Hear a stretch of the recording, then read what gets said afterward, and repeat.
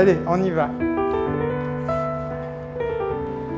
Regarde tout ce monde qui va vers la culture. Moi j'adore le spectacle de rue parce que c'est la culture qui vient vers toi, c'est pas toi qui vas vers la culture.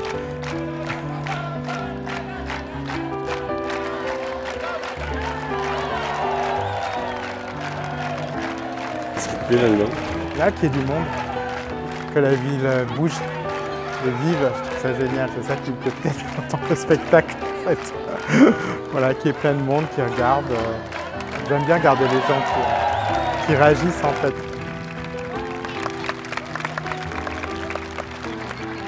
Je pense que ça vient du cœur, ces gens-là, ils bossent avec le cœur, donc ça touche tout le monde.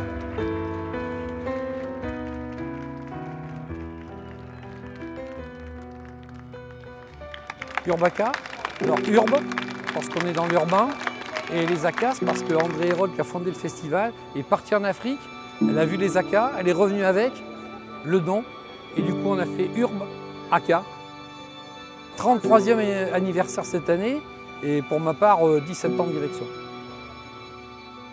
L'idée, c'est qu'on amène de manière rigoureuse et professionnelle des choses dans la rue de manière conviviale et festive. C'est toujours cette dichotomie entre les deux. C'est gratuit, ça c'est notre ADN depuis le départ, depuis les années 70, où l'idée, ça a été de descendre de la culture dans la rue pour l'offrir au plus grand nombre. Pour l'offrir au plus grand nombre, tous ceux qui ne peuvent pas, qui n'imaginent pas ou qui ne savent pas pousser la porte d'un théâtre ou d'un opéra ou d'aller même au cinéma. Ce sont tous des compagnies professionnelles. Ce sont tous des professionnels qui travaillent à l'année, au niveau national, au niveau international. On est capable de faire des très petites choses et de très grosses choses, des grosses formes qui arrivent. On vient de vivre des moments très particuliers depuis des années. Et ben nous, on est là pour donner un petit peu d'émotion, un petit peu de cœur, un petit peu d'émotion partagée, de réaliser, de voir, de rêver. L'idée, c'est justement, si on veut amener cette culture-là aux gens, c'est aussi pour partager, pour faire en sorte de respecter les droits culturels. Les droits culturels français, notre droit français nous oblige à faire en sorte que l'ensemble de la population, notre public, il doit être à même d'écouter, de voir toutes les œuvres, qu'elles soient picturales, qu'elles soient musicales, qu'elles soient évidemment de rue, de la danse, du théâtre, etc. Tout le monde doit y avoir accès. Alors tout le monde doit y avoir accès, mais beaucoup se mettent des freins pour y avoir accès. Et donc les arts de la rue, c'est justement ça. C'est donner accès aux gens à venir à la culture et les inclure dans le spectacle-là et de travailler même avec eux pour leur donner envie, susciter cette envie-là qui fait que finalement, les gens ils se sentent heureux à la fin du spectacle et puis on espère leur laisser ce bonheur-là pour leur faire leur année, revenir nous chercher, etc.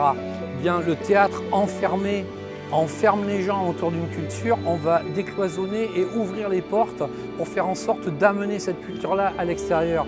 Lorsqu'on amène cette culture-là, on amène les gens à réfléchir, à penser, à se positionner pour, contre. Ça n'a aucune espèce d'importance. Il faut absolument ouvrir les portes à tous. C'est notre ADN, c'est notre obligation. On est les obligés et les plus importants, c'est toujours d'avoir du public et le spectacle en face et de faire rencontrer les uns avec les autres. Yann, il a travaillé pendant 2 ans sur un sujet qui nous tenait à cœur tous les deux, puisqu'on parle d'Alzheimer. Eh bien, ce sujet-là, on l'a pris à bras-le-corps, on en a discuté. Lui, il a fait un montage là-dessus, et là, il va vous proposer un spectacle qui est absolument fabuleux. Je suis absolument certain que des gens pleureront à la fin du spectacle et se poseront plein de questions derrière. Comment on peut partager de l'intime dans un lieu public? C'est un sujet que tout le monde en entend parler. Est-ce qu'on a envie d'en entendre parler? Et surtout, ce qui me semble, c'est que j'essaie de l'évoquer, ce sujet-là, d'une manière un peu particulière. On fait un pas de côté. Le théâtre, c'est un lieu d'exclusion sociale parce qu'on y va, pas forcément une question de truc, mais on y va parce qu'on a l'habitude, c'est culturel. Et puis tu as l'espace public, où là, au détour, tu fais tes courses au Monoprix, tu passes là, tu vois quelque chose, tu t'arrêtes. Et tu peux être surpris, intrigué, curieux, rendu curieux par quelqu'un qui danse, qui chante, qui fait du jonglage. Mais il y a de plus en plus des écritures contemporaines qui s'attachent à travailler en rue parce qu'on y trouve d'autres publics, tu l'as dit, on y trouve aussi du sens aussi selon les lieux qu'on choisit. On l'a tous vécu pendant le Covid, hein, ce manque de l'autre, ce manque d'activité, ce manque de proximité, ce manque d'adresse, de rencontres. Aller dans la rue, c'est aussi ça. C'est ce qui se produit et ce qui est joli dans la rue, dans les festivals notamment, comme ici. Ce qui est génial, c'est que les artistes rencontrent les artistes. Quand tu joues dans un théâtre, tu arrives, tu es seul programmé. Au mieux, tu rencontres l'équipe, tu joues ton spectacle, tu rencontres 2-3 personnes et puis on s'en va. Dans un festival comme celui-ci, on mange ensemble le midi, on se retrouve, on va voir les spectacles les uns des autres. Et évidemment, la question des publics, on vient d'en parler, où des gens qui sont convaincus vont venir voir, ils vont ouvrir le programme, ils vont attendre le programme. Et puis des gens qui vont se promener ou des gens qui auront été amenés parce que gratuité, parce que c'est plus simple de sortir dans la rue. Si ça ne te plaît pas, tu as toujours la limite de pouvoir te barrer au bout de 2 minutes, quoi. On va nous couper de tous ces moments où on refait le monde, hein.